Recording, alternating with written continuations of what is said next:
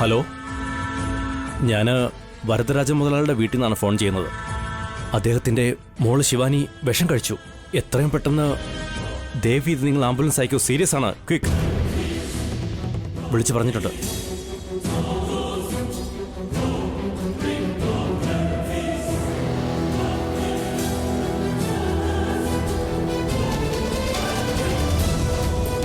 എന്തിനാണ് അവനെ കൊണ്ട് താലി കെട്ടിച്ചത്? ആർക്ക് വേണമെങ്കിലും വന്ന് താലി കെട്ടാൻ ശിവാനി ഒരു മനുഷ്യനാണെന്ന് കരുതിയോ അതോ മൃഗമാണെന്നാണോ വിചാരിച്ചിരിക്കുന്നത്? താലിച്ചരട് മൂക്ക് കയറാണെന്ന് വിചാരിക്കുന്ന നിങ്ങളെ പോലുള്ള ആളുകളെ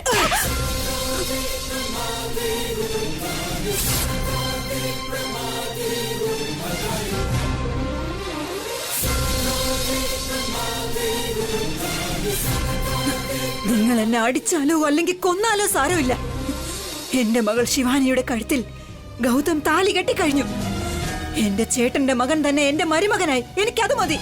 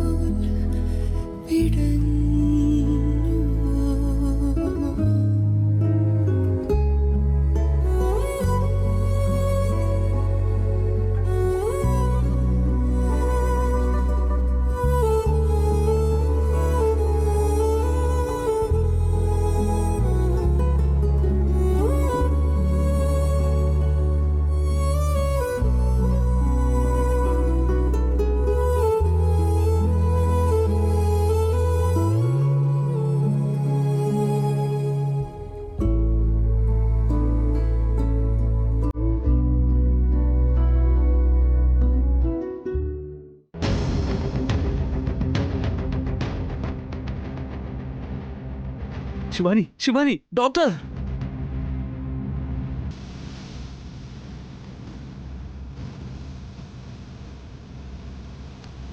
ശിവാനി, ഡോക്ടർ!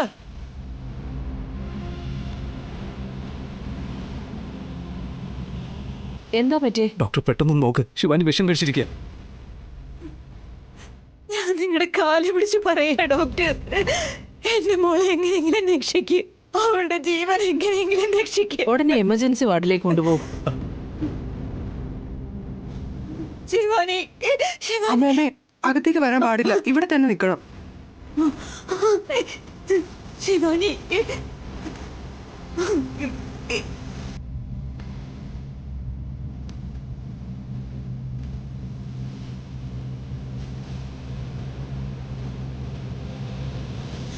ശിവാനി, നീ രക്ഷപ്പെടണം മോളെ. അമ്മായി ഇങ്ങനെ കരയില്ല. അവക്ക് ഈ കല്യാണത്തിന് ഇഷ്ടമില്ലെന്ന് പറഞ്ഞ് എപ്പോഴും കരയുമായിരുന്നു.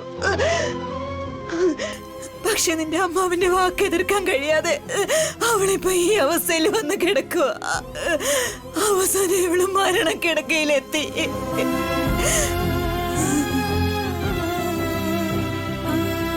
അമ്മായി, ഹോസ്പിറ്റലിലേക്ക് കൊണ്ടുവന്നില്ലേ? അവളെ ഡോക്ടേഴ്സ് നോക്കിക്കോളും. അവൾക്കൊന്നും സംഭവിക്കില്ല. അമ്മായി പേടിക്കാതിരിക്കും. ശിവാനി,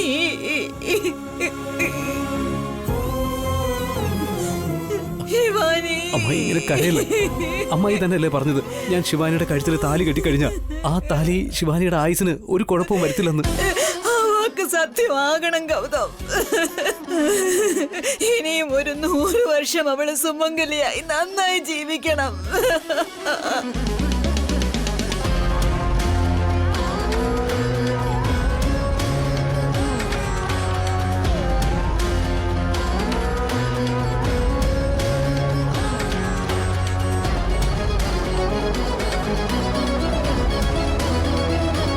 ചേച്ചി ഡോക്ടർ എന്താ പറഞ്ഞു? ഒന്നും പറഞ്ഞില്ല. അവളകത്തേക്ക് കൊണ്ടുപോയിട്ടുണ്ട്.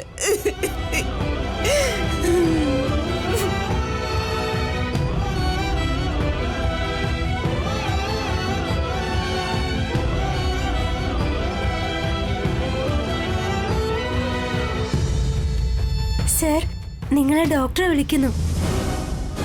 ഇവിടെയല്ല സർ, വേറെ ഡോക്ടറാ. നിങ്ങളുടെ അച്ഛൻ മുകുന്ദൻ സാറിനെ കുറിച്ച് പറയാനാ. വരൂ സർ.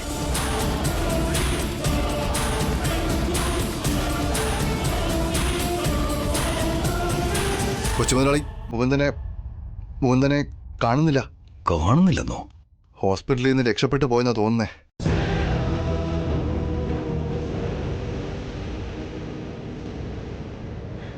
അയ്യോ ദൈവമേ, അങ്ങ് തന്നെ രക്ഷിക്കണേ. ട്രീറ്റ്മെന്റ് നടന്നുകൊണ്ടിരിക്കുകയല്ലേ ചെറിയച്ച. ഉടനെയൊന്നും പറയാൻ കഴിയില്ല. കുറച്ച് ധൈര്യമായിട്ടിരിക്കുക. എന്നെ കൊണ്ടതിന് കഴിയുന്നില്ല മോനെ. ഇവിടെ നിന്നായിരുന്നില്ല കരയേണ്ടത്. ഇതിനു മുൻപ് നീ ഇങ്ങനെ കരഞ്ഞിരുന്നെങ്കിൽ കല്യാണം മുടങ്ങില്ലായിരുന്നല്ലോ. ഈ കാര്യങ്ങളൊക്കെ ഇപ്പോഴും നിങ്ങൾ പറയുള്ളൂ. എല്ലാം നടന്നു കഴിഞ്ഞ് ഇനി ഒന്നും ശരിയാവില്ലെന്നാകുമ്പോ പറയുമല്ലേ? അമ്മേ, പരസ്പരം ഇങ്ങനെ കുറ്റപ്പെടുത്തിയിട്ട് കാര്യമല്ല. ശിവാനിക്ക് ട്രീറ്റ്മെന്റ് നടന്നുകൊണ്ടിരിക്കുക. നല്ലതുപോലെ ദൈവത്തിനോട് പ്രാർത്ഥിക്കുക.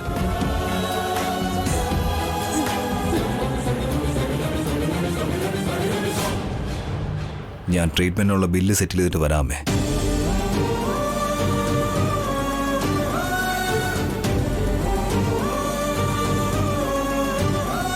എന്റെ മോള് ഗായത്രി എന്നെ വിട്ടുപോയി. എനിക്കിപ്പോ ആകെയുള്ള ഒരേ ഒരു മോള് എന്നെ വിട്ടുപോയാ പിന്നെ ഞാൻ ജീവനോടെ ഇരിക്കില്ല. ഞാൻ ജീവിച്ചിരിക്കില്ല. എന്ത് മണ്ടത്തരാ നീ പറയുന്നേ? വീട്ടിലൊരു പെണ്ണ് വിഷം കുടിച്ചെങ്കിൽ നമുക്കല്ലേ അപമാനം. ഇനിയും അപമാനം, നാണക്കേടെന്നൊക്കെ പറഞ്ഞോണ്ടിരിക്കുവാണോ നിങ്ങൾ? അന്ന് ഗായത്രി ആത്മഹത്യ ചെയ്തില്ലേ? അപ്പൊ നിങ്ങൾക്ക് അപമാനം ഒന്നും തോന്നിയില്ലേ? ഇപ്പൊ ശിവാനിയുടെ കാര്യം വന്നപ്പോഴാണോ നിങ്ങൾക്ക് അപമാനം തോന്നിയത്?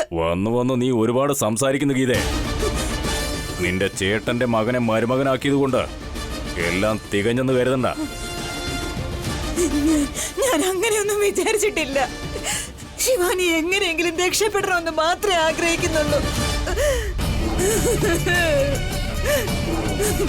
ഭഗവാനെ, ഇനി എന്റെ മകളെ അങ്ങ് തന്നെ രക്ഷിക്കണം.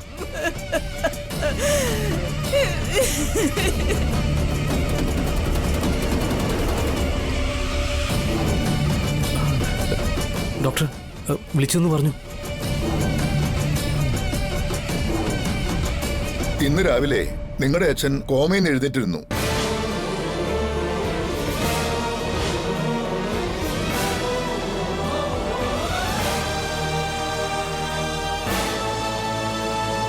പക്ഷേ ഇദ്ദേഹം എഴുന്നേക്കുന്നത് ഞങ്ങൾ ആരും കണ്ടില്ല. ഇദ്ദേഹം ഹോസ്പിറ്റലിൽ നിന്ന് പുറത്തു പോയിട്ടുണ്ട്.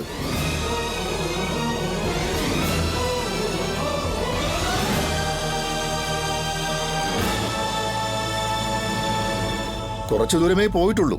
ഇദ്ദേഹം അവിടെ തലയിറങ്ങി വീണു. തലയ്ക്ക് വീണ്ടും ക്ഷതമേറ്റതുകൊണ്ട് ബോധം നഷ്ടപ്പെട്ടിരിക്കുക.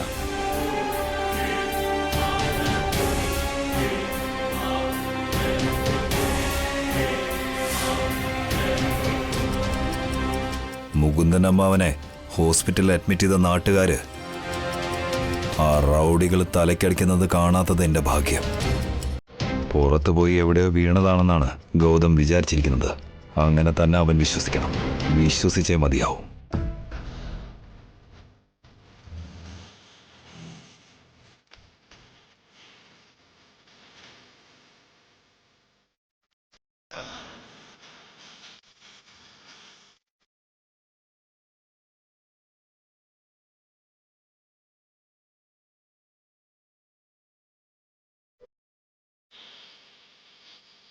ഇന്ന് ലക്ഷ്മിയുടെ കല്യാണമാണെന്ന് അച്ഛൻ്റെ മനസ്സച്ഛനോട് പറഞ്ഞു അല്ലേ?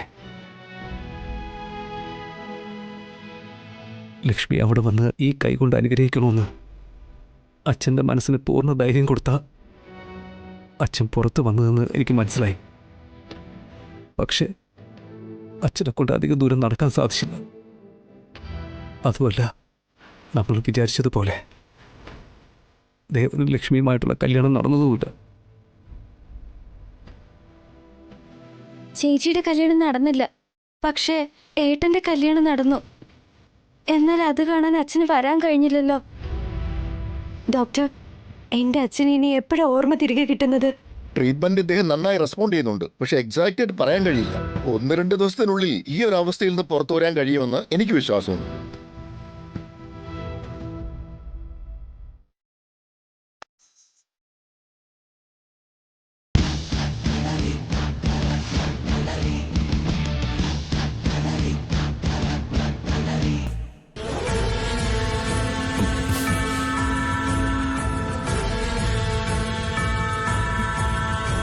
എന്താ ദേവ ഇവിടെ നിൽക്കുന്നത്? ഒരു ഭാഗത്ത് ശിവാനി മരണത്തോട് മല്ലിട്ടോട് നിൽക്കുന്നു, മറുഭാഗത്ത് മുകുന്ദനമ്മ രക്ഷപ്പെടുകയോ ഇല്ലയോ എന്ന് ഒരു പിടിയും കിട്ടുന്നില്ല. ഈ കഷ്ടകാലം നമ്മളെ വിട്ട് പോകുന്നില്ലല്ലോ അമ്മേ. എനിക്കെന്തോ വല്ലാത്ത പേടി തോന്നുന്നു. ശരി, നീ വിഷമിക്കണ്ട. നമുക്ക് അമ്മാവനെ കണ്ടിട്ട് വരാം. വാ. വേണ്ടമ്മേ, മുകുന്ദനമ്മനെ ഈ അവസ്ഥയിൽ എനിക്ക് കാണാൻ കഴിയില്ല. അമ്മ തന്നെ പോയാൽ മതി, പ്ലീസ്.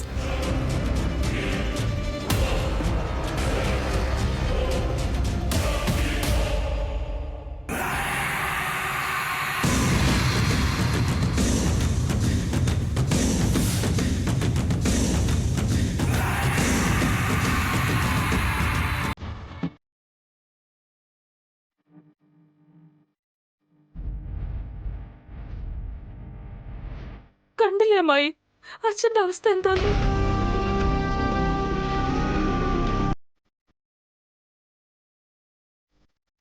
കഴിയാതിരിക്കാം അമ്മായി. ചേട്ടാ, ചേട്ടൻ കള്ളു കുടിച്ച് നടക്കാറുണ്ട്, പക്ഷെ ആരോടും വഴക്കിന് പോകാറില്ല.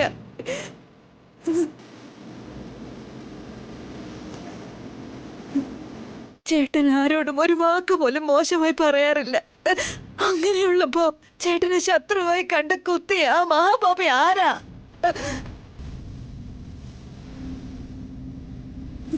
സ്വന്തം മകളുടെ വിവാഹം പോലും കാണാനാകാത്ത നിർഭാഗ്യവാനായിട്ട് ചേട്ടൻ എങ്ങനെ കിടക്കണോ? എന്തൊരു കഷ്ടകാലമാണിത്. കഴിയാതിരിക്കാം അമ്മായി. അച്ഛന്റെ ജീവൻ ആപത്തൊന്നും ഇല്ലെന്നാ പറഞ്ഞേ. 2-3 ദിവസത്തിനുള്ളിൽ അച്ഛൻ എന്തായാലും കണ്ണു തുറക്കും. ചേട്ടനെ കാണണമെന്ന് വിചാരിച്ച ഓരോ തവണയും എനിക്കതിന് സാധിക്കാതെ പോയി. അതെന്താന്ന് വെച്ചാ, ചേട്ടനെ കാണാൻ ഓരോ തവണ വരാൻ നോക്കുമ്പോഴും ചേട്ടന്റെ മരുമകൻ എന്നെ തടഞ്ഞു.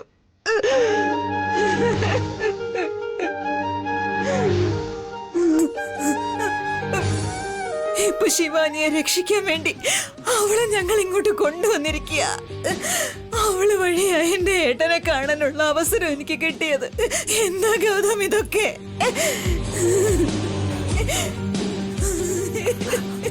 അമ്മായി കരയാതിരിക്കും.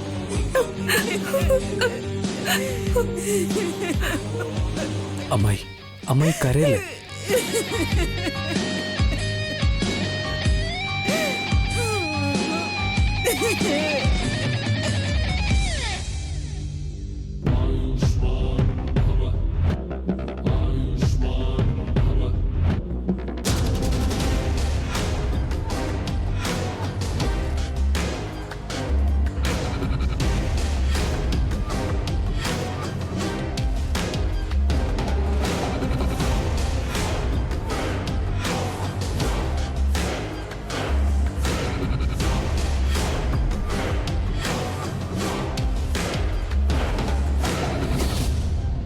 ഏയ്, ആരടാ നീയൊക്കെ? കൊച്ചുമുതലാളി ഞങ്ങളാ. എന്തിനാടാ മുഖം മറിച്ച് വന്നത്? അത് ഞങ്ങൾക്കും അസുഖമാണെന്ന് പറഞ്ഞിട്ടാ ഇങ്ങോട്ട് കയറി പറ്റിയ. ഡാ, വടിയെ ബാറ്റായിട്ട് കരുതണം. മുകുന്ദനമ്മാന്റെ തല നിങ്ങൾ ബോളായിട്ട് കാണണം. അടിക്കണമെങ്കിൽ 6 പോകുന്ന രീതിയിൽ അടിക്കണം. അങ്ങനെ നിങ്ങൾ അടിച്ചിരുന്നെങ്കിൽ സ്പോട്ടിൽ തന്നെ മരിക്കുമായിരുന്നു. കൊച്ചുകുട്ടികൾ അടിക്കുന്ന അടിച്ചിട്ട് വന്നിരിക്കുന്നു. നല്ല ശക്തിയായിട്ട് തന്നെ അടിച്ചേ. രണ്ടാമത് അടിക്കുന്നതിന് മുന്നേ അയാൾ താഴെ വീണു. അപ്പോഴേക്കും ആളുകളൊക്കെ ഓടിക്കൂടി. ഞങ്ങൾ അവിടെ നിന്ന് ഓടി രക്ഷപ്പെട്ടു. ഇനി ഒരു ചെറിയ അവസരം കിട്ടിയാൽ പോലും മുകുന്ദനമ്മോൻ ഈ ലോകത്ത് നിന്ന് തന്നെ അയച്ചേക്കണം. ഡോക്ടറും നേഴ്സും ഒക്കെ എപ്പോഴും കൂടെ ഉണ്ടാവില്ലേ? നിന്നോടൊക്കെ ഞാൻ ഇപ്പൊ ചെയ്യണമെന്നല്ല പറഞ്ഞത്, ശ്രമിക്കണം എന്നാണ് ഞാൻ പറഞ്ഞത്. നിങ്ങളുടെ ശ്രമത്തിന്റെ കൂടെ ഞാനും ഉണ്ടാവും. ഇനി നിന്നെ കൊണ്ടൊന്നും കഴിഞ്ഞില്ലെങ്കിൽ മുകുന്ദനമ്മ കണ്ണ് തുറക്കുന്നതിന് മുമ്പ് ലക്ഷ്മിയുടെ കഴുത്തിൽ ഞാൻ താലി കെട്ടിയിരിക്കണം. എങ്കിൽ മാത്രമേ എനിക്ക് രക്ഷപ്പെടാൻ കഴിയൂ. ശരി മുതലാളി. എക്സ്ക്യൂസ് മീ, നിങ്ങൾ അബോഷനായ പേഷ്യന്റെ സ്വന്തമാണോ? അല്ല. സോറി. പറഞ്ഞതെല്ലാം ഓർമ്മയുണ്ടല്ലോ, എല്ലാം ശ്രദ്ധിച്ചു വേണം ചെയ്യാൻ. ശരി മുതലാളി.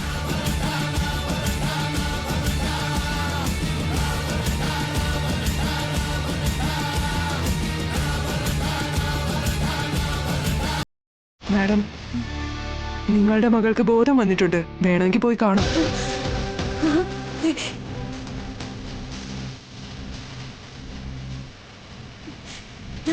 ഭഗവാനെ, എന്റെ പ്രാർത്ഥന അങ്ങ് കേട്ടു. ഭഗവാനുണ്ട്, ഭഗവാനുണ്ട്.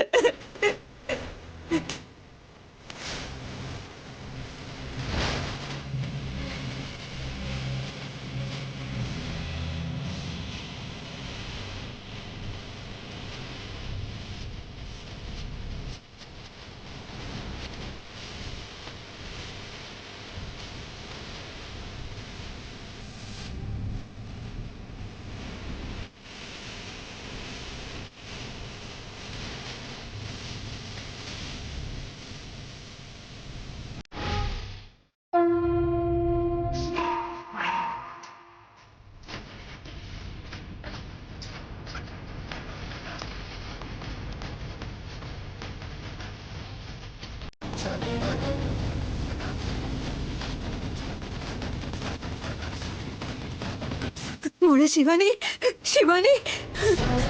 വല്യമ്മേ, എന്താ ഇത്? താലി ഇതെങ്ങനെയാ എന്റെ കഴുത്തിൽ വന്നേ? ഗായത്രി ചേച്ചിയെ കൊന്ന ആ മഹാഭാവി എന്റെ ഈ കഴുത്തിൽ താലി കെട്ടുന്നതിനേക്കാൾ ഞാൻ ചാകുന്നതാണ് നല്ലതെന്ന് കരുതിയാ ഞാൻ വിഷം കുടിച്ചത്. ഇതിനേക്കാൾ ഭേദം ഞാൻ മരിക്കുന്നതല്ലായിരുന്നു. അവൻ കെട്ടിയ ഈ മഞ്ഞ ചരടുമായിട്ട് ഞാൻ ജീവിതകാലം മുഴുവൻ നടക്കണമെന്നാണോ? ഞാൻ ജീവനോടെയുള്ള ഒരു ശവമാകണോ? ആ മഹാഭാവിയായിട്ട് ഒരു കുടുംബം നടത്തണമെന്നാണോ? ഇത്രയും വലിയൊരു അന്യായം നടന്നുകൊണ്ടിരിക്കുമ്പോ നിങ്ങളൊക്കെ തമാശ കണ്ട് രസിക്കുകയായിരുന്നോ? ദേഷ്യപ്പെടരുത് ശിവാനി, ഞാൻ പറയുന്ന കേൾക്ക്.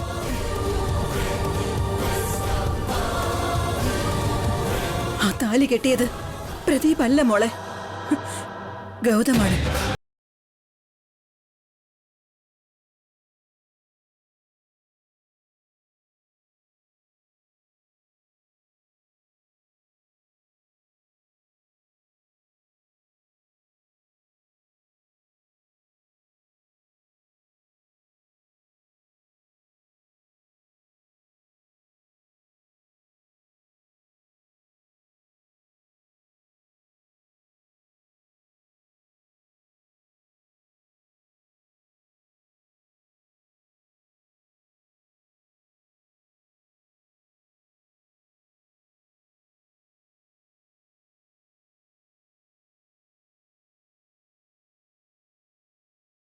നീ മരിക്കാനായിട്ട് ശ്രമിച്ചു. നിന്നെ ഹോസ്പിറ്റലിൽ കൊണ്ടുവന്ന് രക്ഷിക്കാനായിട്ട് എന്റെ ഏട്ടനാണ് തയ്യാറായത്. അതിനു മുമ്പ് അമ്മായി വാതിലകത്ത് നിന്ന് പൂട്ടിക്കളഞ്ഞു. നിങ്ങളെ പുറത്തു വരാനും സമ്മതിച്ചില്ല, പുറത്തുള്ളവരെ അകത്ത് കയറാനും സമ്മതിച്ചില്ല.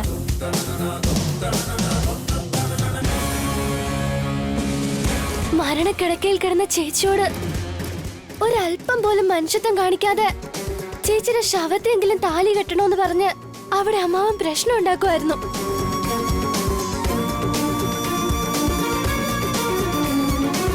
ഒരു പെണ്ണിനെ അപമാനിക്കുന്നവനല്ല മോളെ, അന്തസ്സോടെ അവളെ സംരക്ഷിക്കുന്നവൻ വേണം ഭർത്താവായി വരാൻ. എവിടെ നിന്നെങ്കിലും അങ്ങനെ ഒരാൾ വരില്ല. കുട്ടിക്കാലം മുതൽ നിന്റെ മുറച്ചെറുക്കൻ ഇവിടെയുണ്ട്. അനിയത്തിമാരെ കണ്ണിലെ കൃഷ്ണമണി പോലെ നോക്കുന്നവൻ സ്വന്തം ഭാര്യയെയും അങ്ങനെ തന്നെ നോക്കുമെന്ന് ഉറപ്പുള്ളതുകൊണ്ട് ഞാനാണ് ഗൗതമിനോട് നിന്റെ കഴുത്തിൽ ആ താലി കെട്ടാൻ പറഞ്ഞത്.